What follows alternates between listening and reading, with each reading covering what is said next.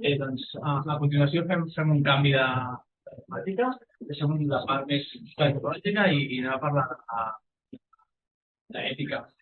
L'hem titulat al costat fosc de l'algoritme, ètica i límits de l'àmbit de la salut, i és un tema molt complex, en realitat, i per això comptem amb el privilegi de tenir dos experts en aquesta temàtica.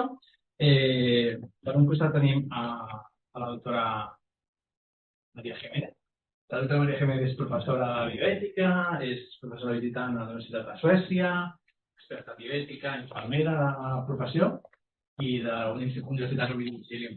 I també tenim el doctor Bernabé Robles. El doctor Bernabé Robles és de la càtedra de bioètica de la Universitat de Vic, Universitat Central de Catalunya, i també és expert en bioètica, fa classes a les facultats de Medicina i la Facultat de Ciències de la Salut. Llavors, hem fet una taula una mica més diferent, no és tant una xerrada explicativa, sinó que farem un debat a partir de tres temes. Hem estructurat el contingut en diferents blocs temàtics i cadascú aborda un repte fonamental sobre l'ús de l'intel·ligència artificial en l'àmbit de la salut. A la pantalla anireu veient diferents diapositives en les preguntes i a partir d'aquestes preguntes, tant la doctora Jiménez com el doctor Robles podran anar debatent el que fem. Jo, sense més preàmbul, agrair-vos que estigueu aquí amb nosaltres i endavant. Llavors, si voleu, comencem. Jo us vaig posant preguntes, vaig fent preguntes i anem debatent. Vale, doncs el primer, ens hem basat en aquesta afirmació que és de Mark Rothstein, que diu: està obsoleta l'ètica de la recerca en l'era de la IA i el Big Data. És una gran pregunta per començar a discutir. El primer bloc és sobre el consentiment i les dades, que hem intentat agafar aquelles preguntes que com a recercaires tenim sempre quan vols fer un projecte. Llavors, amb aquest entorn de dades i dades que nosaltres fins ara és un conflicte entre la privacitat individual i el benefici de la recerca. Anem a veure una de les primeres preguntes que us vull transmetre és suficient el consentiment quan el pacient no entén l'ús futur o secundari de les seves dades? Què en penseu? Sí. Bueno, el consentiment ampli gairebé mai és suficient, però no quan parlem de dades o d'intel·ligència artificial. El problema és que no fem bé els consentiments i que no hi ha una cultura prou assolida a la ciutadania de pluralitats. Hi ha una certa tendència a desresponsabilitzar-se d'aquestes coses. Aquestes coses les miren i les decideixen els experts.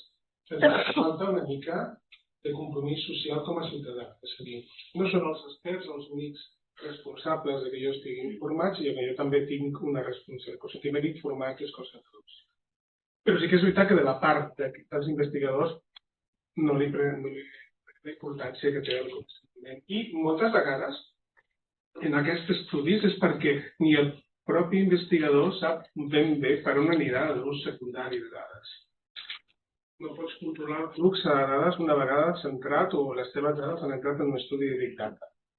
I aquest és el principal repte, que tampoc seria honest dir que el consentiment ha estat complet perquè a vegades ni tan sols els investigadors poden donar en aquell nivell total.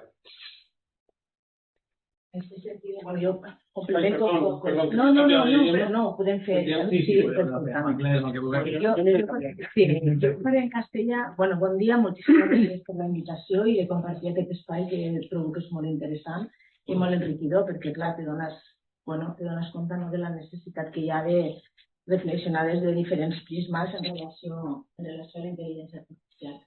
Yo iré a complementar un poco lo que mi compañero comenta y para mí yo creo que hay dos cuestiones diferentes. Por un lado ¿es legal el uso o el pedir o solicitar consentimiento ampliado? Pues es legal, es decir, hacerse se puede hacer.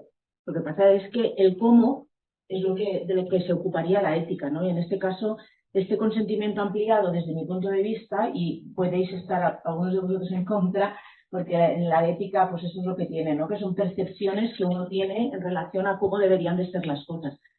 ¿Cuál es el problema? El problema es que el consentimiento tiene que ser siempre libre e informado. Entonces, ¿cuál es el problema? El problema es dónde está el límite del conocimiento del que va a acceder los datos en el uso de esos datos. Entonces, eso genera un problema al consentimiento ampliado. ¿Pero se puede hacer? Sí, siempre y cuando haya un plan de consentimiento informado dentro del proyecto. Cuando se diseña un proyecto, se tiene que explicar muy bien cuál va a ser ese uso ampliado. Pero pedir por pedir el consentimiento ampliado, pues no es ético. No es ético. ¿Pero que es una consideración que se puede hacer? Sí, siempre y cuando la pensemos. Sería un poco desde mi perspectiva. Y tenemos que tener en cuenta una cosa importante, y es que la cesión de los datos es un tema muy trascendente, porque pensar que lo que cedemos es parte de nosotros. Entonces, en esta cesión de datos tenemos que tener claro qué van a hacer con esos datos y qué queremos que hagan con esos datos y hasta dónde vamos a poner nosotros límites como sujetos de participación, a lo mejor en un estudio, en el uso de esos datos. Hay algunos condicionantes claros, por ejemplo, y que son desde el punto de vista jurídico, que permitirían ese uso expandido, ese uso ampliado de los datos, y sobre todo si es por temas de interés público, que se podría justificar, que debería de justificar claramente, pues por ejemplo, y esto los expertos de verdad, yo me considero una aficionada, los expertos de verdad han discutido, ¿no? Cuando, por ejemplo, pasó el tema de la pandemia, ¿no? Con el tema del COVID. Entonces, como había un interés público general, ahí cabía la posibilidad de algún tipo de consentimiento ampliado en relación de buscar el beneficio de la población en general. Entonces, quedarían a casos muy concretos. Y ahí juegan un papel fundamental los comités de ética. Luego, porque normalmente los comités de ética de investigación de medicamentos, no los de ética asistencial, que tienen otras funciones, que después, si acaso, ya comentaremos alguna cuestión, sí que tienen un papel fundamental, porque yo considero que ahí tenemos que hacer un cambio en este sentido, ¿no? Porque ahora empiezan a entrar proyectos donde se utiliza dentro de las herramientas para la captación de manejo o análisis de datos, la IA, y las hojas de consentimiento, a veces te encuentras que han puesto una casillita abajo donde ceden los permisos para que puedan ser utilizados los datos en otras investigaciones. Hasta ahora pasaba como un check muy desapercibido, pero ahora pues se está poniendo más énfasis en ello. Por lo tanto, nos encontraremos con estas cuestiones. Creo que, yendo un poquito más allá, cuando alguien cede sus datos para un estudio de Big Data y este estudio elabora perfiles, por eso la legislación europea es tan restrictiva en la elaboración de perfiles, porque los perfiles en una sociedad competitiva y capitalista no siempre son para bien, puede haber afectados que no sean las personas que han participado en la investigación. Tú puedes ceder datos y hacer daño a personas que no han cedido sus datos, porque se ha establecido un perfil de que esta gente da problemas con los seguros y no los vamos a asegurar, por ejemplo. Es decir, que el modelo antiguo de ensayo clínico, donde solamente estaban en riesgo los participantes que tomaban el fármaco, por eso se habla de que si la ética tiene sentido, es que se tiene que transformar, porque las normas antiguas no sirven para los nuevos estudios. Y por tanto, una persona que cede sus datos para un estudio de Big Data, si este estudio va a generar perfiles, está adquiriendo una responsabilidad social. De hecho, a los comités nos insisten mucho en que vigilemos la creación de perfiles que puedan acabar siendo discriminatorios o perjudiciales para alguien. Fijaros la trascendencia del ampliado. Es que ya casi por definición de la estructura de investigación no es que sea ampliado, es que estás consintiendo por otros. Pasa un poquito con los estudios en genética también, ¿no? Cuando tú haces un estudio genético, estás explorando a tu familia también, que igual no quieren saber. Vale, pues si parece, seguimos con otra pregunta, que es muy típica y que todos hemos tenido el problema, seguro, con algún comité. De ¿pseudonimizar es suficiente para entrenar modelos o el riesgo de reidentificación a partir de los resultados es demasiado alto? ¿Esto? Bueno, yo creo que aquí la mejor respuesta la podrían dar ellos. Y probablemente, no sé si yo no tengo ni idea de informática. Yo antes comentaba a mi compañero que yo cuando empecé a dar clases hacía las transparencias con una filmina de acetato y un bolígrafo. Y hemos pasado de eso a utilizar el LN Notebook para hacer las diapositivas. Por lo tanto, mi transición ha sido muy bestia, ¿no? A ver, lo de la pseudo anonimización es un poco un engaño. Ellos saben perfectamente que se puede reconvertir y se puede saber. Entonces, ¿qué es lo que habrá que hacer sobre todo? Y creo que la respuesta la tienen ellos, para dar una respuesta ética a esta pregunta. Y es que habrá que implementar técnicas de anonimización, pero que sean potentes, sean realmente robustas, ¿no? Y en este caso, pues bueno, intentar incorporar, de hecho uno de los dos, no sé cuál de los dos ha comentado que meten a veces algún ruido cuando suben las bases de datos para a lo mejor pues poder modificar algún tipo de variable, ¿no? Yo creo que ese diferencial de privacidad habrá que trabajarlo mejor y habrá que buscar fórmulas, pues eso, sobre todo para anonimizar, para temas de diversidad que pueda quedar completamente encapsulado o encriptado, de forma que no sea tan sencillo. Yo creo que en estos momentos la pseudo-anonimización no es suficiente para entrenar los modelos. Claro, el reto es que partes de una base de datos, que son las bases de datos de salud, que por definición y por sentido común tienen que tener datos identificados. Entonces, el proceso de mirar capas, todos lo entendemos, pero desde la bioinformática también se saben reabrir capas. Por tanto, igual que se investigan mucho para hacer difícil la reidentificación, también se investiga mucho para reidentificar a los pacientes porque hay intereses contrapuestos. Hay el típico caso en Massachusetts de que un gestor sanitario entregó los datos de toda la población para mejorar el sistema sanitario de Massachusetts, y al día siguiente una estudiante del MIT, que ahora es muy famosa en ciencia de datos, Tatiana Soani, le envió un informe suyo de urgencias de que había sido atendido por una crisis de ansiedad.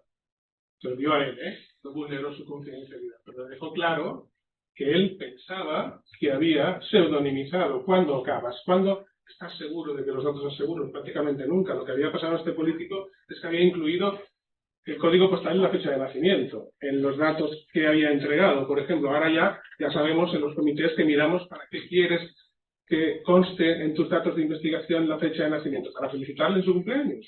Porque no lo necesitas, porque no, necesitas los años o los meses, pues esas cosas ya las tenemos más en cuenta. Quiero decir que casi nunca es suficiente porque hay mucho interés, repito, en reidentificar a las personas que tienen taras, lo digo con todo el respeto, en una sociedad competitiva. Es que esto es muy importante. El problema a veces no está en los métodos, sino en cómo se usan los métodos y para qué. Sí. Hablando de esta gestión de datos, tenemos lo siguiente, que es cuando pedimos reportes a empresas externas, privadas, hay Google para el desarrollo de herramientas, ¿qué dice el reglamento de protección de datos? ¿Cómo tenemos que interpretarlo? Y luego, ¿quién es el responsable de proteger la privacidad delante de los intereses comerciales? Que es un poco el tema que ya ha ido saliendo por aquí.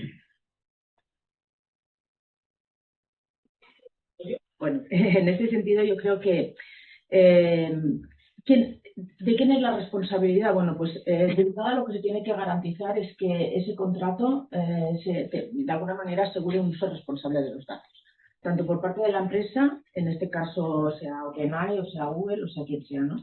Y sobre todo, antes de dar los datos hay que asegurarnos de que tienen unas políticas de uso correctas. Pensar que cada vez más, y de cara al año que viene, al 27, agosto del 27, este año pasado, el 27, se creó una guía de buenas prácticas para las grandes operadoras en este sentido, y tienen que implementar, como máximo tienen de franja, no sé si es el 6 de agosto del 27. Entonces, tiene que cumplir con una guía de buenas prácticas, y esa guía de buenas prácticas es donde se tiene que detallar bien esa política. Y el usuario, si realmente quiere hacer uso de sus derechos, debería de conocerlo. Entonces, también es verdad que nosotros somos como muy poco dados a leer la letra pequeña de las cosas, porque somos farragosas, y esto es cierto, ¿no? La gente nos bajamos una aplicación sin saber absolutamente nada, aceptamos directamente, descargamos sin problemas cualquier cosa y lo utilizamos, y muchas veces metemos datos personales y no sabemos qué uso se está haciendo de eso, porque no te has leído, ¿no?, la política. Pero en este caso, y sobre todo cuando son datos sensibles, como es el tema de la salud, yo creo que bueno, ese es uno de los temas que tendremos que tener en cuenta, ¿no? Esas políticas de privacidad y de qué manera las hacen públicas estas grandes empresas. De hecho, una de las cosas que tenemos en cuenta en los comités de ética de investigación es cuando los datos van a salir de la Unión Europea, que tenemos mala fama de ser muy rigurosos en inteligencia artificial, en protección de datos, etcétera. hay que hacer un convenio específico con esa empresa para que garantice, que va a respetar las normas de la legislación europea. Es decir, que los datos van a estar igual de protegidos que si estuviesen en Europa. Es un detalle farragoso porque hay que hacer un convenio, pero es importante porque es el consenso de los ciudadanos europeos. De todas maneras, quiero lanzar un spoiler para los investigadores de que se está trabajando en un decreto omnibus que va a relajar un poquito la reutilización de datos para investigación. Esperemos que sea para bien. Si todos somos responsables, será para bien. Si no somos responsables, será un desastre. Pero sí que es verdad que la legislación europea y el espacio europeo de datos van a ir más en la línea de que si es de verdad para investigación, para un bien público. ¿Qué es un bien público? Es que consiga la tesis nuestro compañero, es que uno prospere en su trabajo. No, hay una sola misión de la investigación, que es cuidar de la sociedad, de los individuos y de la biosfera. Cuando cualquier otro fin pasa por encima de ese, hay que criticarlo éticamente porque es un consenso que tenemos todos social y planetario. El problema es respetarlo. Yo estoy a favor de que se relajen las normativas para facilitar la investigación, pero no estoy seguro de que estemos a la altura. Cuando lo podamos. Sí, de todas formas, en este sentido hay un tema que yo creo que también marca desde el punto de vista ético alguna reflexión, ¿no? Y es realmente si va a haber lucro económico o no detrás del uso de esos datos. Yo creo que eso también marcará mucho el qué hacer y el qué aceptar. En el sentido de que, claro, las grandes, digamos, corporaciones que trabajan en este ámbito, pues, a ver, muy por lo gratis no van a trabajar. Entonces, claro, ahí está el tema. Y sabemos que todo esto cuesta dinero, evidentemente cuesta dinero, pero claro, la finalidad es, ¿para qué vas a hacer tú todo eso? Si eso es para el bien de la sociedad, pues igual habrá que las empresas, estas grandes empresas, tendrán que pensar que tienen que tener una partida que tiene que ir por esa parte free, porque también sacan beneficios por otros sitios, ¿no? Entonces, yo creo que ahí una de las cuestiones era esto, ¿no? Que cómo delimitar cuando hay un uso comercial del tema o no. Eso no creo que sea tan sencillo. Pero es verdad, como dice él, nosotros tenemos la primera, a nivel del planeta, la primera normativa que regula el uso de la IA la tenemos en Europa. Y yo creo que ahí, pues mira, en otras cosas no nos ponemos de acuerdo, pero en esta parece que nos hemos puesto. Y ya está bien, ¿no? Y sí que es verdad que es muy restrictiva y muy controla mucho. Pero yo creo que, y eso desde el punto de vista de los clínicos, esto siempre entran en conflicto los investigadores con los eticistas. ¿Por qué? Pues porque los eticistas parece que quieran frenar el desarrollo de la ciencia y los científicos quieren avanzar a una velocidad mucho más rápida. Y yo creo que la finalidad de la ética no es frenar, simplemente reflexionar sobre de qué manera tenemos que hacer las cosas mejor. Intentar mejorar en ese sentido. Fijaros que hay, ahora desde la bioética voy a ir en contra de la privacidad, de los derechos a la privacidad individual. Una persona que se beneficia de un sistema sanitario público también debe sentir un deber de que sus datos de salud sean utilizados para mejorar ese conocimiento. Por tanto, hay valores confrontados, valores colectivos versus valores individuales, y bienvenida la privacidad y el marco que nos hemos dado en Europa. Pero hay límites, porque luego ese señor sí que querrá que si necesita una terapia CAR se la pongan, ¿no? Aprovechando que tiene un sistema público mientras lo conservemos, que igual en las próximas elecciones ya lo perdemos. Quiero decir, hay que ser también ciudadanos responsables. Una manera, y luego otra cosa que confronta con eso es el derecho a no saber de personas que van a saber aunque no quieran. Lo que hablaba antes de los test genéticos. También hay que hacer sistemas de ceder datos de manera que respetemos el derecho a saber y a no saber de esas personas. Igual te tienen que dar un código para acceder a qué estudios se están haciendo en tus trabajos, y si tú tienes muchas ganas de saber, utilizas tu código y verás en qué estudios se están utilizando y ya los retirarás si no te conviene. Pero aquel que confía en la sociedad, que abre la botella de leche y no la prueba antes de tomársela porque confía en la empresa que factura la leche y que es confiable y prefiere no saber en qué estudios están utilizando sus datos, podrá él también ejercer su derecho a no saber. Por tanto, no es tan sencillo como centrarse en los derechos individuales, porque también los hay, y específicamente en sistemas de salud públicos o de acceso más o menos universal, menos adventista, como el nuestro, pues que el ciudadano sea responsable, que también tiene una obligación de colaborar con el Molt bé, doncs si us sembla, deixem de costat una mica els drets i passem a la IA generativa, que potser és la que més en ment tenim tots. Llavors, aquesta que sembla, com deia abans el ponent anterior, que deia que promet alliberar-nos de tasques burocràtiques, que millorarà l'eficiència, que serà el gran boom dels anys que venen, però tenim alguns dubtes sobre intel·ligència científica i sobre la pèrdua d'habilitats crítiques, no? El skilling que deia aquest matí el Robin. En base a això ens hem fet algunes preguntes i una és: pot un investigador o una investigadora utilitzar una IA, un language model, per redactar informes,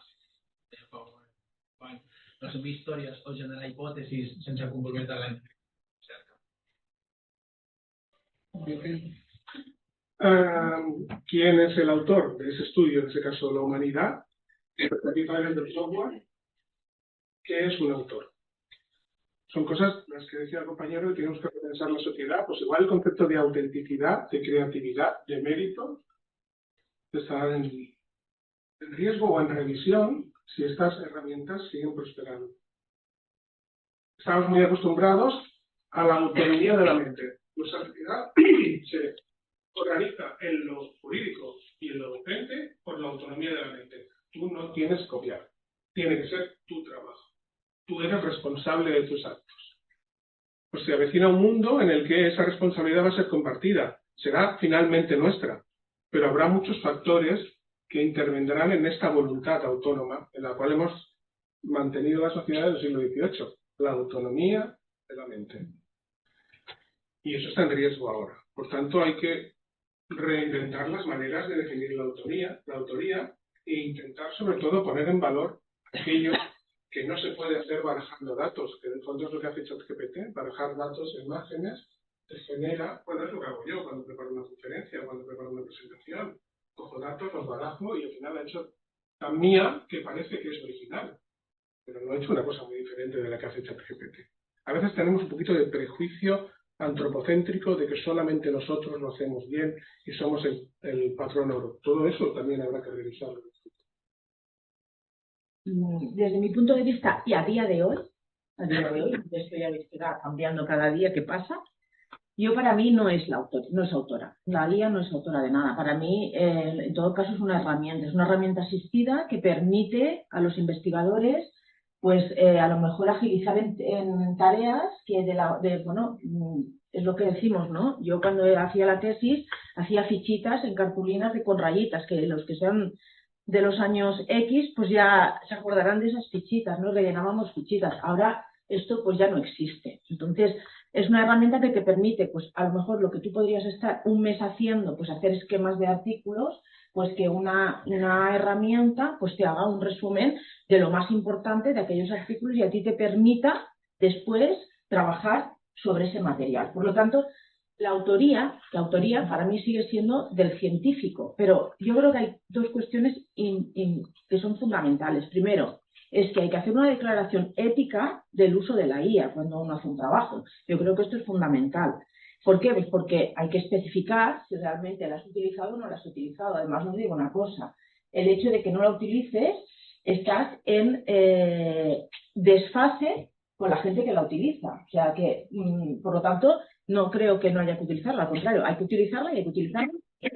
Por lo tanto, estos métodos se deberían de declarar.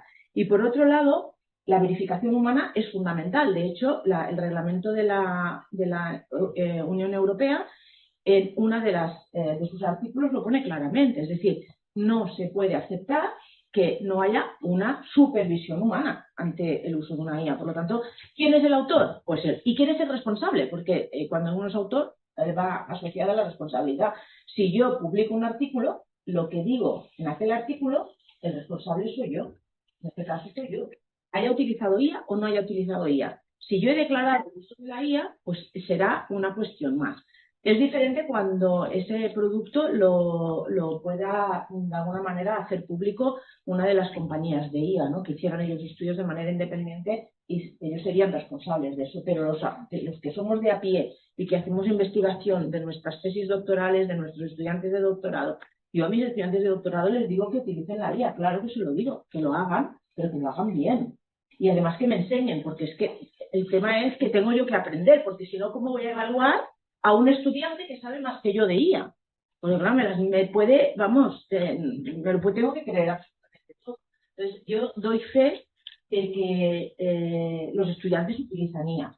Y hablo de los de doctorado, no os quiero pensar con los de grado, ¿eh? Los de doctorado utilizan IA, pero es normal. Por lo tanto, yo, para un poco centrar en esta pregunta, yo creo que la IA no es autora de nada y nosotros la tenemos que utilizar como herramienta. Y la línea de lo que planteaba mi compañero, no solo es importante, sino porque si yo la controlo, el que tiene el control soy yo. No la IA me controla a mí, yo controlo a la IA. Sí, sí que esto se puede modificar en escenarios a corto plazo, porque no se sabe por dónde van las cosas. Hay cosas que ahora digo de la inteligencia artificial que no hubiese dicho hace 2 años, ¿no? Por tanto, tenemos que estar preparados para eso. Pero sí que, si la pregunta es por la integridad, yo pienso que seguirá siendo una autoría íntegra si tú declaras, igual que antes, además como la IA, muchas veces ya es estadística avanzada en tiempo real, tienes que poner el modelo de IA que has utilizado o el programa. Antes decíamos qué programa estadístico habíamos utilizado y si no te lo decía en el artículo. Usted no ha detallado si utiliza el SPSS o qué pruebas dentro del SPSS ha utilizado para estas variables, ¿no? Yo creo que es muy parecido. Es una herramienta que tú tienes que declarar con transparencia. No sé si podré mantener lo que digo sobre la autonomía de la mente y la autoría individual, de verdad. Pero de momento, así están las cosas. Es una herramienta. Se habla mucho de IA agente, es una maniobra comercial de marketing. Puede ser que haya un agente no mucho tiempo, pero hoy por hoy hay que situarlos dentro de los asistentes fuertes. Creo que eso tiene algunas cosas de esas mejor que nosotros. Y ya no se hace muy bien, la verdad, ¿no? I després d'això, sí, vosaltres diu que sí, utilitzem les IAs, però què passa si el model al·lucina, és a dir, fa aquestes inventades que realment no són reals, i una de la clínica que s'incorpora a la publicació o en estudi s'arriba a incorporar aquesta falsa, errònia, què passa amb aquest fet? Eso ya está inventado, ¿no? Las retractaciones. Pasa que, no sé si los humanos estamos preparados, ¿no? Perdona. No. Lancet dijo que la triple vírica producía autismo. Es el argumento más usado por los colectivos antivacunas, porque lo dijo una revista de prestigio. Y tardó 12 años en retractarse. O sea, lo que tú planteas está inventado. Es la retractación, que debería ser más ágil y más humilde, y no con un pequeño párrafo para un artículo que tenía varias páginas. O sea, muchas de las cosas que estamos hablando de ética de la inteligencia artificial son de ética de los humanos. Es decir, por ejemplo, hablábamos antes de la autoría. ¿Quién ha leído todos los artículos y ha participado en todos los métodos de los artículos que ha firmado? Entre humanos, ¿eh? En la edad de piedra. Bueno, el problema no está en los algoritmos, sino que está en la ética, que la ética es una que tiene que ver con la conducta humana. Y déjame hacer una precisión antes de pasar la palabra. Los neurólogos nos ponemos muy nerviosos con esto de las alucinaciones. En todo caso, del IRA. Cuando si hablas de un texto, lo que había es generar un pensamiento falso o no adecuado. Sí que es verdad, como ahora también producen imágenes, cuando producen imágenes o sonidos, sí que podríamos hablar de que la IA delira. Porque tenemos una gran tendencia a antropomorfizar las máquinas y los objetos. Y eso a veces nos lleva a razonamientos erróneos. Nos engañamos a nosotros mismos. Bueno, yo empezaría por esa parte final, ¿no? El concepto de alucina, ¿no? Yo creo que no alucina, simplemente está entrenada por unas personas que saben mucho de temas de informática y lo que hacen es hacerlas, como ya han comentado nuestros compañeros, complacientes. O sea, siempre te van a decir algo y de hecho te van a decir algo que te guste escuchar. De hecho, ayer justo por la tarde escuchaba de aquellas cosas accidentales en la radio, comentaban que al principio del uso de la IA, en los años 20 en Estados Unidos, pues hubo un incremento de suicidios de personas que habían estado utilizando el ChatGPT en el sentido de que le preguntaban, pues se querían suicidar y preguntaban por métodos de suicidio y el ChatGPT pues les iba contestando, les iba diciendo. Y al final les preguntaba, ¿y te parece bien que me suicide? Y el ChatGPT le decía, sí, claro, porque es tu voluntad, es lo que tú quieres hacer. Y era un refuerzo positivo. Entonces no es que alucine, es que siempre te va a contestar un poco en el sentido de lo que tú quieres escuchar. Pero llegado a esto, que me parece más anécdota, en cuanto a lo que realmente creo que es importante y en lo que realmente es el dato clínico, es decir, ¿qué le pasa al dato clínico cuando yo lo meto y ese dato clínico se transforma de manera inadecuada y da un resultado inadecuado que además puede ser perjudicial para nosotros? Bueno, pues aquí se derivan una serie de responsabilidades. Por un lado, la responsabilidad ética del que ha metido los datos. Segundo, en la responsabilidad del clínico, de la persona que tiene que ver que realmente, que es lo que decía, la supervisión humana de ese dato, porque un informático puede saber mucho de informática, pero no tiene por qué saber si los valores que está de alguna manera volcando el sistema se ajustan a unos parámetros de realidad. Entonces ahí tiene que haber un clínico que diga, oye, pues mira, esto sí, esto no, ¿no? Y por otro lado, también hay una responsabilidad por parte de las revistas, es decir, en las revistas se tendrían que profesionalizar los revisores, es decir, esto de revisar artículos gratuitamente, que todos habéis recibido 20 veces, que a ver si queréis revisar un artículo, bueno, pues habrá que profesionalizar estos temas. ¿Por qué? Pues porque alguien tendrá que decir, mire señor, usted me está diciendo esto, pero esto, ahora se están haciendo las revisiones de los artículos con IA. Los revisores que revisan los artículos con IA, para ver si están hechos con IA. O sea, que dices, bueno, ya llega un momento que dices, pues bueno, busquen ustedes lo que quieran y ya se verá, ¿no? Y el lector que sea al final el último crítico. Por lo tanto, desde el punto de vista ético, vuelvo un poco a la esencia del acto. Es decir, ¿quién es responsable? Pues el que hace el acto. Y a partir de ahí, pues escalemos. Y si yo voy a publicar esto y resulta que la autoría es mía, pues escucha, aquello que pone allí, pues tú tendrás que dar respuesta por lo que pone. Por lo tanto, lo de las alucinaciones, entre comillas, por decirle de algún nombre, es responsabilidad del que firma un artículo. Y en este caso, no deberían de salir a la publicación, a la luz. Doncs va, anem a per l'última d'aquest bloc, que és, aquesta crec que està molt clara, però la volíem posar també, que és cal declarar l'ús de la IA generativa a la secció de mètodes en l'article o en algun lloc en concret, i això com afecta l'autoria i a les responsabilitats falses.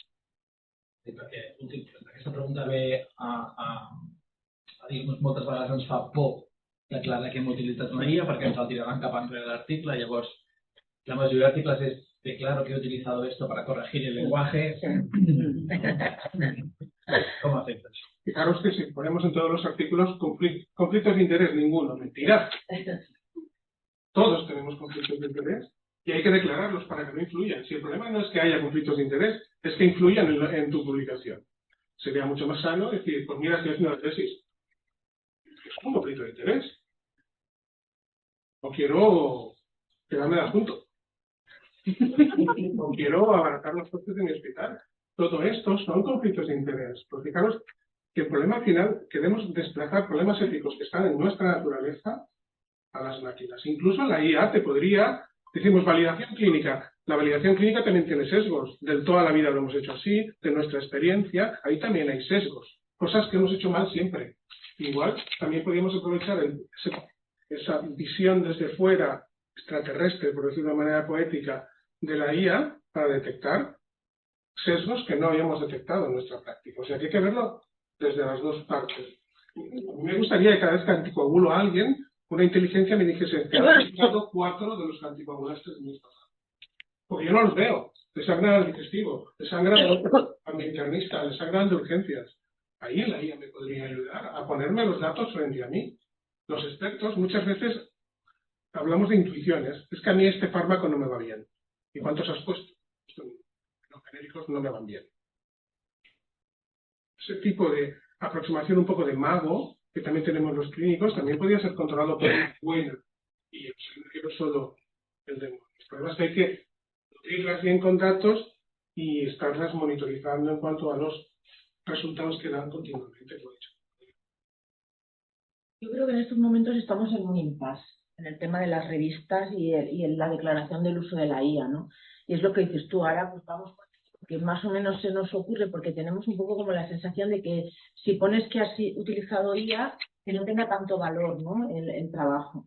Pero está claro que yo creo que no tardará mucho en que las propias revistas nos manden un documento para rellenar, donde te pidan utilizadas, cuál ha sido la función exacta, cuáles son los prompts que has utilizado, cómo has verificado un plan de verificación de datos, y yo creo que esto no tardará mucho de que nos lo pidan las revistas. Y ahora, pues bueno, mira, ahora mismo como estamos ahí en ese mundo que no acaba de aclarar, pues vamos salvando como podemos. Pero sí que yo creo que se tiene que declarar, y no solo se tiene que declarar, sino que se tiene que normalizar, porque es que esta es la realidad. O sea, ahora yo creo que no hay nadie, bueno, deben quedar muy pocos, deben ser los de letras puras, muy puras, de griego, romano y estas cosas, de las filologías, los que no utilicen la IA para revisar un artículo.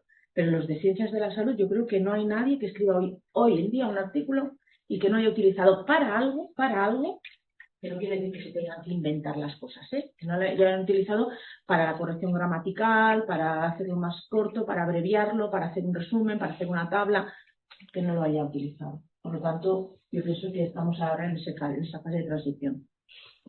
Una vez me dijo un compañero de la UPC que el gran problema de la IA, uno de los expertos ya mayor que me llevaba desde el comienzo, que el principal problema de la IA era la pereza mental de los humanos.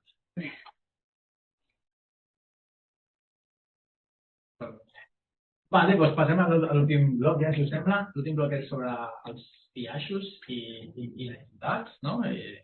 Com aquest algoritme, tot algoritme que té risc de biaixos, ja, això ja ho hem parlat moltes vegades, però si no són inclusius en el disseny d'entrenament, la IA pot recomanar tractaments o fins i tot pot suggerir algunes coses. Abans parlava dels grups vulnerables o més específics. Vienen aquests principis de justícia, no? Que és un principi que us agrada molt als d'ètica. La primera... Només és l'ètica? La primera pregunta que fem és, en aquest model entrenat amb dades que siguin no representatives, que perjudiquen poblacions vulnerables, qui respon d'aquest? Respon l'equip clínic? Respon el dissenyador de l'algoritme? Respon la institució? Respon l'empresa propietat? Yo creo que cada uno tiene su nivel de responsabilidad en este sentido. Yo creo que los desarrolladores tienen una responsabilidad y tienen que dar respuestas, sobre todo en los defectos del diseño. Es decir, no puedo entrar, ni yo ni creo que para entrar en cómo se diseña. Yo, cuando he visto los cuadros que diseñaban ellos, pues la verdad es que digo, bueno, el resultado final, que es lo que yo igual entiendo algo, pero lo del medio, pues no entiendes nada. Entonces yo creo que ellos también tendrán sus estructuras y esa arquitectura interna de los modelos, yo creo que es fundamental, y supongo que el ensayo-error y los entrenamientos es un tema que depende estrictamente de ellos, y por lo tanto una falta de evaluación en todos esos procesos pues es responsabilidad de los desarrolladores, desde mi punto de vista. Por otro lado, también creo que tiene responsabilidad la institución sanitaria donde se va a utilizar eso. Es decir, que en el momento que una política de un centro autoriza la utilización, es un poco como la responsabilidad subsidiaria de los profesionales que trabajan en la propia institución, ¿no? Si tú vas a poner ese instrumento allí, como institución sanitaria, tú también tienes una responsabilidad derivada del uso, ¿no? Y por último, los profesionales. Evidentemente, el mantener el juicio clínico, vuelvo otra vez al final, es decir, la supervisión humana al final de todo, yo creo que esto es fundamental, porque si aquello que después de pasar por todas esas centrifugadoras sale un producto y ese producto no cuadra con lo que debería de ser, el que tiene la palabra final, y eso tiene que ser puesto sobre otro sujeto, una persona, el que tiene la responsabilidad es el profesional. Por lo tanto, ¿quién tiene que responder? Cada uno en base al uso y aportación que haga en todo el proceso, desde mi punto de vista. A ver, un modelo entrenado en datos no representativos no debería haber sido desarrollado. Y aquí estamos los pesados de los comités de ética, que son los que se tienen que reinventar. Seguramente la evaluación ética de los proyectos, Europa ya está en eso. Cuando pides una beca europea, te piden que tú mismo te autoevalúes éticamente, que tengas un ethical advisor. O sea, desde la génesis del proyecto, porque igual en esa fase de para qué hago el algoritmo, tienen que evaluar un ingeniero o un bioinformático, si quieres, y un filósofo y un sociólogo. Porque la pregunta cuando vas a comenzar es ¿para qué? Un poquito lo que hablábamos antes, ¿va a servir esto? ¿Qué solución? ¿Qué vas a solucionar con esto? Y luego en diferentes fases los los comités de evaluación deberían ser más plásticos, no solamente un tribunal que te dice sí o no para comenzar y después ya ni te mira, ¿no? Porque no tiene tiempo de evaluarte en el seguimiento que decía el compañero, sino que el modelo de evaluación ética tiene que estar fuera de, lo dice un miembro de un comité, de una sala cerrada con un conjunto de gente pseudo sabia y pseudo bien intencionada que dice sí o no. Tiene que ser una cosa plástica a lo largo de todo el proceso, pero para eso hay que querer.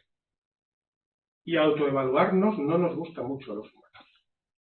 ¿De acuerdo? Yo creo que ese compromiso tiene que nacer de verdad de una ética de la responsabilidad. Es decir, estamos haciendo cosas que tienen un poder y ese poder conlleva una responsabilidad. Iba a decir antes un ejemplo sobre esto, però ja me saldrà. No quiero interrumpir. ¿Vale? La següent és, posem un cas pràctic, és tenim aquest model de predicció, d'asèpsia, doncs una mica res amb els companys d'abans, amb un baix rendiment en dones, no? Que podria passar. Hauria de publicar-se igualment advertint el biaix o s'ha de retirar fins que sigui realment representatiu? Ese era mi ejemplo. Pues venga. Sin máquinas, sin algoritmos, ya hemos introducido sesgo de género en la medicina. No sabemos diagnosticar la cardiopatía isquémica de las mujeres. La mortalidad por cardiopatía isquémica de las mujeres es mayor porque solamente sabemos reconocer la de varones de 50 años que eran los que participaban en la investigación cuando se desarrolló el conocimiento de la cardiopatía isquémica. Por tanto, no debería publicarse, a no ser que lo hayas detectado a posteriori. Entonces lo expliques como una limitación, pero tu intención tiene que ser que desde el diseño no haya sesgo. Ahora bien, también os digo, no existen datos totalmente y maravillosamente representativos. Y no existen datos sin sesgo. Pero nuestra intención tiene que ser reducir esos sesgos desde el inicio, no al final que te des cuenta cuando lo estás aplicando, ¿no? De reducir esos sesgos al mínimo. Bueno, yo no estoy muy de acuerdo. No es que no esté muy de acuerdo. Estoy de acuerdo en lo general, pero yo pienso que si ya ha habido un problema, y probablemente el problema haya estado en el diseño, porque no se ha hecho un diseño adecuado, y resulta que se hace la investigación, y después se detecta el sesgo, yo no lo pondría como una limitación, yo sí que lo publicaría.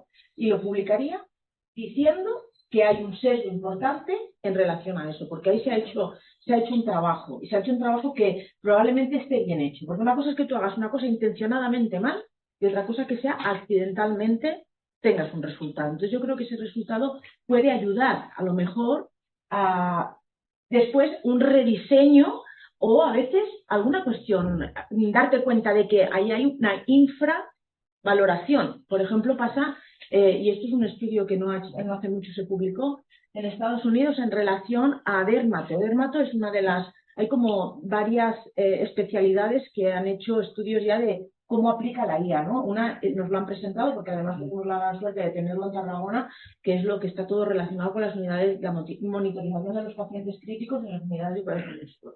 Pero luego hay otros dos grandes bloques de trabajos que se han hecho con IA médica aplicada, que es el ámbito de la radiología, que está dando muy buenos resultados, y por otro lado el ámbito de la dermatología, donde ahí no se están dando tan buenos resultados. Y uno de los no muy buenos resultados puede parecer una tontería, pero no lo es. Y es que resulta que la predicción del diagnóstico de malignidad, por ejemplo, de un melanoma, pues no es lo mismo en una persona de color que en una persona de piel blanca. Y por lo tanto ahí se está dando cuenta que la IA no está funcionando. Claro, el sesgo es muy importante. Porque en este caso los juicios clínicos de los investigadores han dicho no, vamos a publicar que no se utilice la IA para personas con piel oscura. ¿Por qué? Porque no se está dando buenos resultados. ¿Y qué se hay que hacer? Pues seguir trabajando para tener más muestras y poder meterle a, como se llama esto, yo perdonadme porque lo digo muy mal, pero meterle cosas a la máquina para que la máquina saque un producto en condiciones, para que me entendáis. Entonces, para que cuando yo vaya al médico me ponga una lupita, esa lupita realmente me diga, oye, pues mire, sí, usted tiene un melanoma en un estadio tan inicial, pero hay que tratarlo. Pues claro, no es lo mismo que te lo traten cuando está inicial que cuando la cosa ya se ha desmarchado. ¿Me explico? Entonces yo sí que estaría de acuerdo, siempre y cuando haya integridad científica. Que se demuestre que el investigador no tenía la intención de ir a hacer una cosa con sesgo directo. Y esto pasa mucho, pues por eso, pues grupos pequeños, mujeres que tú planteabas, el tema de las mujeres en países en vías de desarrollo es brutal, la diferencia que hay. Además, yo creo que la IA nos podría ayudar a acercar esas grandes diferencias de infratratamiento e infradiagnóstico de las mujeres. Aquí me va a salir la vena, pero bueno. Entonces, yo creo que esto es también importante, aprovechar estas herramientas pues para cortar pues esas cuestiones. Aquí me gustaría sacar un tema que igual no está en nuestro guión, que me ha salido con todas estas herramientas de diagnosticar antes. Que quede claro en la sala. Diagnóstico precoz no es siempre diagnóstico mejor. Es un mero calificativo temporal. Hay mucha experiencia en los cribados de maleficencia, Hay historias naturales de las enfermedades que no conocemos. Cada vez hay más evidencia que las enfermedades diagnosticadas por cribado tienen un pronóstico y una historia natural que no es superponible a las diagnosticadas por síntomas. Pero hemos trabajado con el diagnóstico precoz mejor, como un bien. Hay que someter a crítica también el diagnóstico precoz. Es posible que diagnosticar antes sea mejor, pero tiene que demostrar. Tiene que ver con lo de la medicina predictiva. Hay que predecir cuándo va a aportar valor. Y está uno de los riesgos de las herramientas predictivas y diagnosticadoras de la IA es el sobrediagnóstico. Diagnostican bien. La anomalía biomédica la diagnostican bien. Pero no conocemos el pronóstico de esa anomalía biomédica en ese estadio. Eso puede llevar a decisiones terapéuticas que no justifiquen el daño que hagas por el beneficio que produzcas. Lo digo porque es un tema que tiene que abrirse en la reflexión. El sobrediagnóstico. No hablo de los falsos positivos, no hablo de que se equivoque. Hablo de que no se ha equivocado, biomédicamente ha acertado, pero es que resulta que la comunidad científica no sabe cómo se va a comportar esa anomalía biomédica. Eso es un reto que tenemos para los próximos años. Vale, anem per l'última. Vinga. Té el centre sanitari l'obligació ètica i legal d'auditar el viatge d'una eina via abans de desplegar-la a la seva població específica? Pero estaremos de acuerdo en esta, y es que sí. Sí, pero está generando mucho debate, ¿eh? Sí. Sudo, sangro por esto, porque siempre eres el que dice que por qué tengo que demostrar nada si esto no hace daño. O sea, a un cambio de dosis de aspirina le sometemos a un viacrucis de hacer otro ensayo clínico, de pasar por un comité. Ahora, introducir una máquina que hace cosas sobre la salud de la gente parece que, por definición, tenga que ser bueno. Hay que demostrarlo también. Un poquito va la misma línea. Predecir, ¿para qué? Justificando, viendo bien riesgo-beneficio. Lo mismo con cualquier dispositivo, porque es lo que querríamos todos cuando nos aplican un dispositivo a nosotros.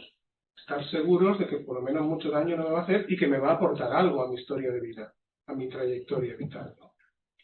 Yo estoy completamente de acuerdo y hay como tres cosas que para mí son fundamentales. En primer lugar, evaluar si realmente eso que queremos implantar es necesario. Yo creo que hoy con los ejemplos prácticos que nos han presentado ha quedado claro, ¿no?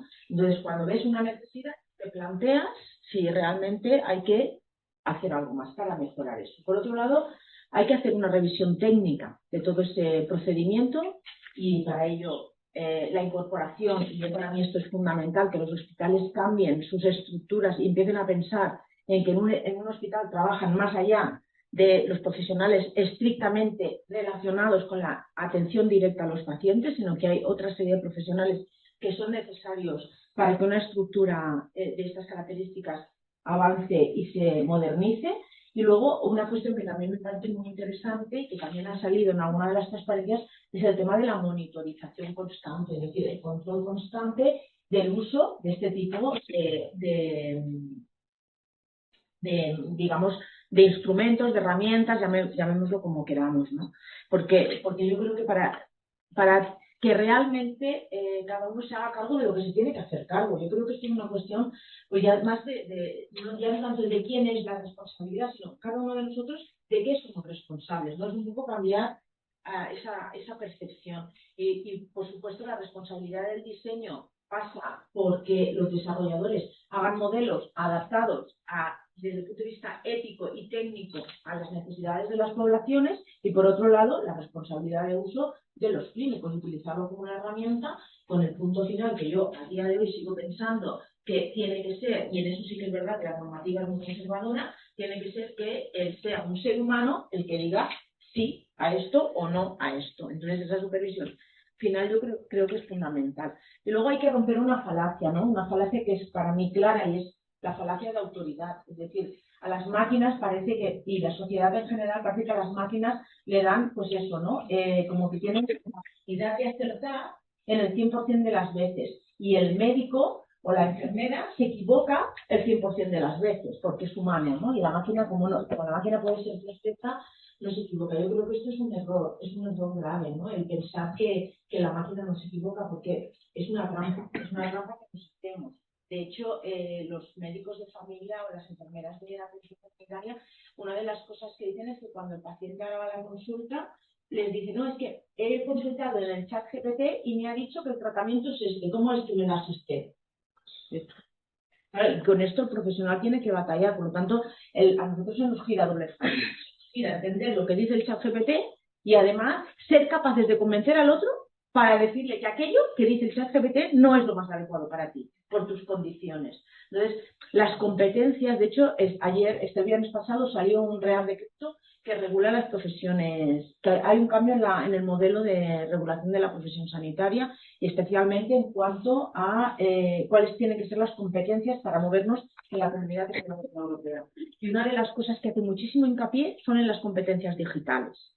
¿Por qué? Pues porque me parece que vamos a tener que saber más de competencias digitales que a lo mejor antes nos aprendíamos, pues, por ejemplo, el ciclo de Gibbs o el ciclo de Krebs, que a lo mejor pues no hace falta aprendérselo porque ya lo vas a tener, ¿no? Entonces, el tema está en que ahí hay un cambio de paradigma muy importante.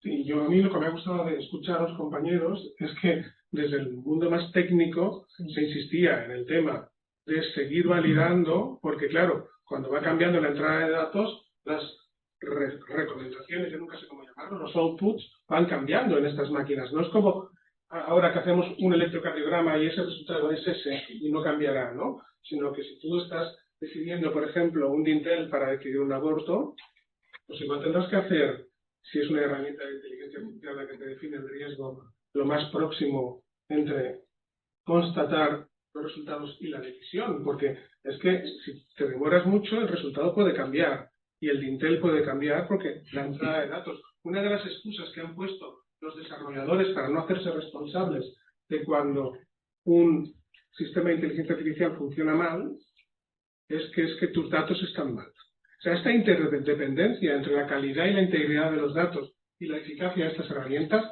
también nos tenemos que ser responsables. Y antes de la propia validación clínica, también tendríamos que hacer una validación con datos del entorno real donde se va a utilizar esa, a mí me hace gracia lo de solución. Les encanta llamar, como es una cosa comercial, solución de IA, no herramienta de IA. Eso de solución es un juicio de valor, ¿no? Yo creo que tenemos todos que hacernos responsables de nuestra pacient. ¿No? Molt bé, doncs hem acabat sobre els rituals. Amb tot, crec que és el torn de preguntes.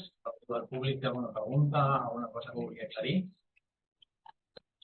Sí, yo os quería hacer una pregunta porque yo trabajo en proyectos de investigación e innovación a diario y sí que es cierto que no hace mucho se implementó en muchas herramientas de inteligencia artificial el subir archivos, ¿no?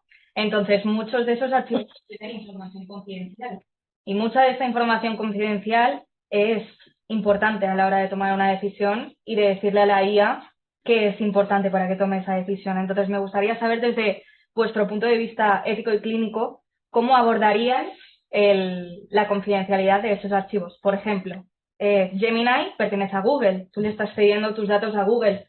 Al final, si no trabajas desde un entorno local, yo entiendo que esos datos pueden ir a un lugar que no toca y chafarte todo el proyecto. Entonces, me gustaría saber eso, vuestro punto de vista para abordar la confidencialidad.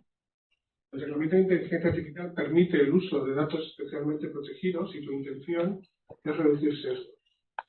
Se va a utilizar datos muy sensibles, pero tiene que estar en un contexto experimental, controlado, para reducir los sesgos que pueda producir el algoritmo. Por lo demás, no hay solución. Porque fíjate que lo que subyace aquí es la desconfianza en las compañías que están gobernando el entorno de datos. Mientras las compañías no asuman su responsabilidad social corporativa y trabajen para generarnos confianza, el ejemplo de la leche va muy bien. ¿Alguien prueba la leche cuando abre una botella antes de pegar el primer trago? hemos desarrollado confianza en la industria alimentaria, ¿no? Pues eso es lo que deberían apuntarse las industrias del dato. En este sentido yo lo voy a ir un poco más al investigador plano, ¿no? Aquel que está en un centro sanitario y baja las historias y las sube a una de estas plataformas. De entrada no lo debe hacer, porque la única manera de hacerlo tendría que ser anonimizando absolutamente la historia clínica. Tú no puedes subir la historia clínica, o sea, eso es así. Entonces, tiene que haber una justificación muy clara. No creo que haya ningún comité de ética que te autorice a subir las historias clínicas para hacer un screening de lo que sea, para buscar unos datos en concreto. ¿Que la gente lo hace? Sí. También hacía la gente hace 20 años, cuando yo era enfermera en una planta, venía la de la cuarta y decía, oye, que vengo a ver qué le pasa a mi primo. Cogía la planilla y se lo miraba. Y hoy por hoy, este año, el número de demandas por vía penal en relación al acceso indebido a la historia clínica ha subido un 400%. Claro, las cosas van cambiando mucho. Entonces, claro, ¿qué pasa? Que somos gente con una mentalidad de antes puestos en una cosa de ahora y tenemos que hacer un ejercicio todos a nivel individual de que todo esto no puede ser. Es decir, tú no puedes coger una historia clínica de un señor que a ti no te pertenece, ni aunque tengas, de hecho, pensar que ahora el acceso a la historia clínica tiene que estar estrictamente justificado. Es decir, no puedes entrar en una historia clínica porque sí. O sea, o tú tienes una relación directa con esa persona para hacer un tratamiento, para hacer un seguimiento, o si no, no puedes entrar. En la de tu padre no puedes entrar. No puedes entrar en ninguna. O sea, no te denunciará tu padre, por eso no te caerá una querella, nada. pero te caerá una auditoría de protección de datos si tu hospital está preocupado por la multa. Claro, de hecho, el otro día también comentaba un CAP de Survey que estaban haciendo un estudio y que le había llegado de la auditoría del hospital que había habido muchos accesos a historias pues en su nombre por un tema de un proyecto. Y claro que esto no... Tenía que tener cuidado, esto no podía ser. O sea, hay que tener cuidado. ¿Que habrá que repensar la forma de hacer? Pues sí.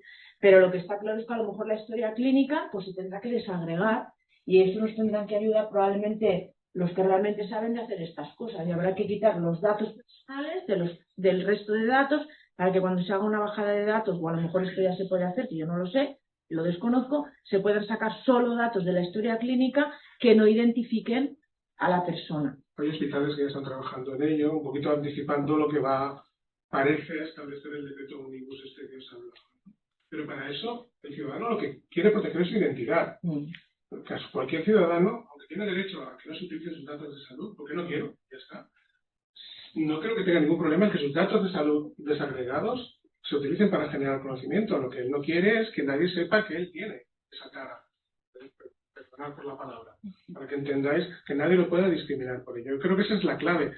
La ley llama de protección de datos personales, pero lo que protege es la identidad. No sé si me explico, la identidad individual. Yo creo que ahí está la solución a este problema en los pesados de la ética que no me dejan coger datos porque los necesito para mi investigación, ¿no? Yo creo que ahí está el límite que podría encontrar un consenso de todos los valores. ¿Alguna pregunta més?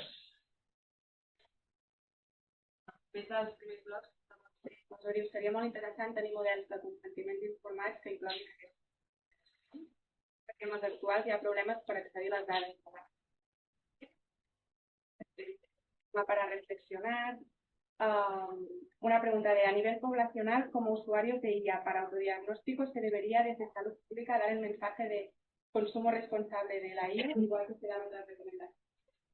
Sí, yo estoy completamente de acuerdo en este sentido, claro.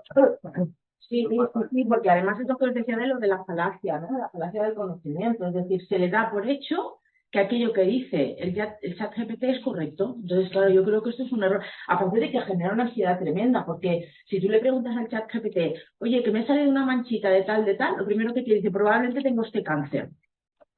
O sea, te genera un estado de ansiedad que la cuestión se complica mucho. Por lo tanto, yo considero que sí, que además tendríamos que hacer mucha educación sanitaria en el uso de esto, porque yo siempre, en plan de broma, ¿no? A mis estudiantes les digo, no todo el mundo tiene un médico dentro y un abogado dentro, porque todo el mundo sabe de enfermedades y todo el mundo sabe de leyes, y no es así. Y ahora con el chat GPT, esto ya es la bomba, ¿no? Ya sabes de todo. Y sobre los modelos de consentimiento no se pueden hacer, porque tienen que ser, generalmente lo que permite la ley es que tú cedas tus datos para este proyecto de investigación y para un campo muy restringido, pues para otros proyectos en neumonías, o para otros proyectos como máximo de respiratorio. La ley es muy estricta en que tiene que ser un ampliado, pero un ampliado minor, con lo cual es muy difícil hacer modelos. Y ahí hay un mensaje que quiero defender. El consentimiento es el proceso comunicativo, no el papel. Y estamos demasiado preocupados por el papel. Y el papel es necesario porque no hacemos bien los consentimientos y la sociedad no se fía de nosotros y quiere una firma. O sea, es una traición ética el papel. El papel es un fracaso ético. Nos está diciendo la sociedad, no nos fiamos de los investigadores o de los clínicos que no explican bien las cosas a los pacientes. Eso es lo que está haciendo la sociedad poniendo un formulario de cumplimiento de ley. Aportación, se podría crear una base de datos con diferentes público, pero siempre con la recomendación no reemplaza.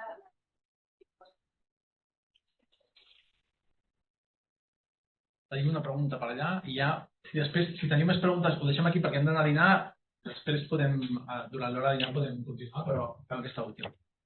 Sí, yo veo que, por ejemplo, que el tema de la guía, yo lo veo pues como la moda, ¿no? Que vuelve de campana. Entonces, de la IA lo veo un poco igual que nos pasó con tema Google, ¿no? Entonces, en Google, pues metes que tienes un lunar y dos pantallas más para adelante están muertos, ¿no? Entonces, yo creo que nos está pasando otra vez lo mismo y nos toca otra vez, desde el punto de vista sanitario, volver otra vez a retomar lo que siempre hemos defendido, ¿no?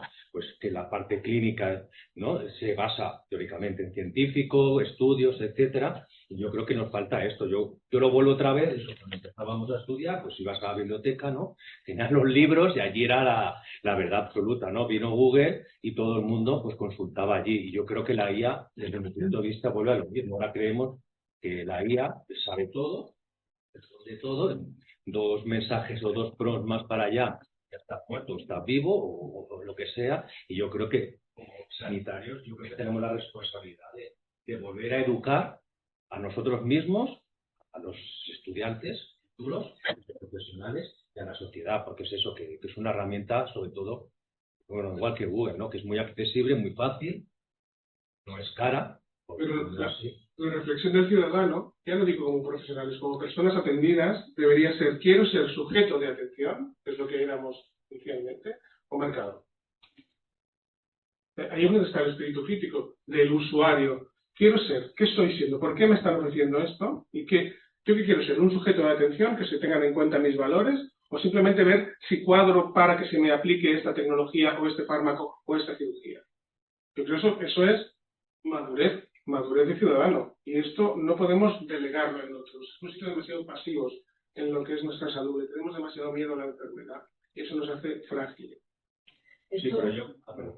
Esto por un lado, y por otro lado, desde el punto de vista de los profesionales, yo creo que tenemos que verla ya como una herramienta, en el sentido de que lo que no podemos es utilizar la IA en modos abiertos, en modos de preguntar aquí al oráculo a ver qué contesta, sino utilizarla para lo que realmente, para mejorar nuestra práctica profesional. Es decir, si yo quiero hacer una revisión sobre, pues yo qué sé, ahora digo una cosa muy sencilla, ¿no? Porque una cosa son los modelos predictivos y eso mejora la calidad de vida, la supervivencia de las personas, es un tema. Pero de a pie, del día a día, del cuidado a pie de cama, pues oye, si tú estás especializado en la cura de úlceras, pues antes te tenías que estar pendiente de no sé cuántas lecturas que no tenías tiempo y ahora pues a lo mejor metes 50 artículos de las revisiones en cuanto a cuáles son los mejores tratamientos, que están publicados, que ya están referendados, y luego a partir de ahí tú puedes tener ahí un trabajo que de alguna manera te libera de un montón de tiempo para estar al día, para estar actualizado. O sea, que todo dependerá también de cómo nosotros lo utilicemos. El problema es cuando nosotros utilizamos la IA, es verdad que ha nacido de una manera muy abierta y la población en general pues la utiliza, como comentaba, ¿no? Como un oráculo. Entonces ahí sí que se genera un problema y ahí nosotros como profesionales sanitarios tendremos que reeducar. De hecho, ya hay una patología en el DMS que está asociada al consumo de IA, o sea, que no es una cuestión banal y por lo tanto es importante tenerla presente. Pero nosotros tendremos que reordenar ese uso también y hacer una educación sanitaria al uso, de cómo de cómo esa información se tiene que gestionar. Yo creo que esto es fundamental. Y a nosotros como profesionales nos puede ser útil. Yo creo que nos puede ser útil. Tanto desde el punto de vista del pronóstico, de la prevención y de la práctica cotidiana. Personalmente, ¿eh? Em sembla que em sap greu perquè hem de parar perquè es podria estar hores aquí xerrant. Abans de tancar,